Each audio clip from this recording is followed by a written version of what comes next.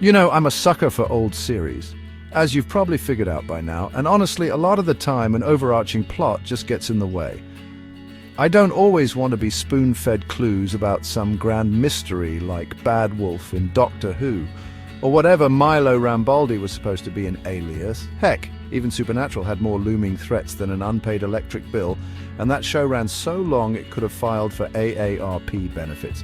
Don't get me wrong, ongoing arcs can be good, but these days, it feels like every show needs a 5-year plan, 3 spin-offs and a Disney Plus app just to make sense of what the hell is going on. Sometimes I just want to sit back, pop on a random episode, and not feel like I've accidentally skipped 3 essential prequels, an obscure comic, and a choose-your-own-adventure mobile game. Do I miss episodic storytelling? Occasionally, but then I remember The Simpsons, where everything resets the second the credits roll, unless it's a Sideshow Bob episode, of course. It was bliss. No lore, no multiverse, no emotional payoff that gets undone next week. Just pure TV comfort food. Welcome to the Snake Pit, where we're full of bile and venom. I'm your host, Snake Damon, and today we're talking about one of the ultimate turn-your-brain-off, roll-down-the-window, jump-a-dirt-ramp comfort watches of the past, the Dukes of Hazzard. The Dukes of Hazzard is pure episodic chaos, wrapped in Southern charm, Confederate orange paint, and more yeehaw than an Alabama state fair. The plot: Bo and Luke Duke, 2 blue-eyed cousins on probation for moonshine running, tear across Hazzard County in the General Lee, a Dodge Charger so iconic it practically needed its own SAG card. They're joined by their bombshell cousin Daisy Duke, played by Catherine Bach, who didn't just redefine short shorts, she invented them. Her legs were reportedly insured for a cool $1 million, and if you've ever seen the show, you understand why. Daisy wasn't just eye candy. She was a tactical nuke in the fight against common-sense law enforcement. She could distract bumbling sheriffs with nothing but a smile and those high-cut denim shorts, and believe me, it worked every single time. Then there's Uncle Jesse, the wise, grizzled patriarch who somehow kept the whole family from driving into a ravine every episode. And let's not forget Roscoe P. Coltrane, sheriff of Hazzard County, who couldn't catch a cold even if you locked him in a freezer. Pair him with Boss Hogg, the corrupt county commissioner who looked like he crawled out of a cartoon, and you've got a weekly setup that writes itself. Each episode followed the same basic formula. Boss Hogg comes up with a stupid money-making scheme. Roscoe tries to carry it out. The Dukes accidentally uncover it while chasing a pig or helping an orphan. There's a car chase. And then everything gets blown up or resolved in under 48 minutes. No consequences, no emotional fallout. Just good old boys, never meaning no harm.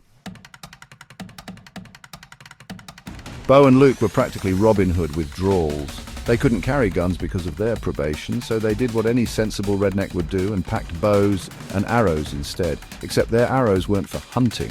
They were tipped with dynamite. Subtlety, not in Hazzard County, but it was damn entertaining.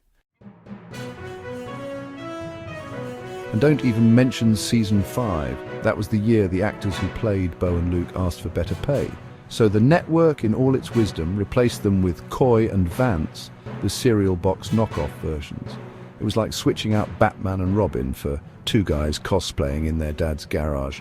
The ratings took a nosedive faster than Roscoe's cruiser off a dirt ramp, and sure enough, Bo and Luke were brought back with a quickness. That's the beauty and the curse of episodic storytelling. It's as consistent as it is repetitive. But here's the thing, it works. You didn't need a recap, a YouTube explainer, or a timeline chart. You just sat down, cracked open a beer, and knew exactly what you were in for. When the show did try to change, it never stuck. They'd shuffle in new deputies, write Enos off for his own doomed spin-off, then bring him back like nothing ever happened. The show had the narrative memory of a goldfish, but it didn't matter. That was the charm. You didn't need character development. You needed banjo music, a gravel road, and a charger that could leap a damn barn. Even the moral center was delightfully simple. The Dukes were always in the right. Boss Hogg was always the greedy villain. Law enforcement was always incompetent. The world didn't change, and that was reassuring. No story arcs, no mystery boxes, just rinse, repeat, and wreck another car. And you know what? That kind of show wouldn't survive today. Executives would ask, where's the lore? Where's the character growth? Where's the gritty reboot? And for God's sake, put those legs away. And I'd tell them, shove it in reverse and hit the gas.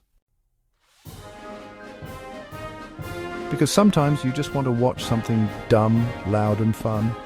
And the Dukes of Hazzard delivered that in spades week after week. Thanks for dropping by the Snake Pit, where we thrive on untapped potential and lost opportunities. Don't forget to subscribe and hit that bell like the video and leave your opinions in the comments, where naturally I won't read them. Until next time, stay venomous.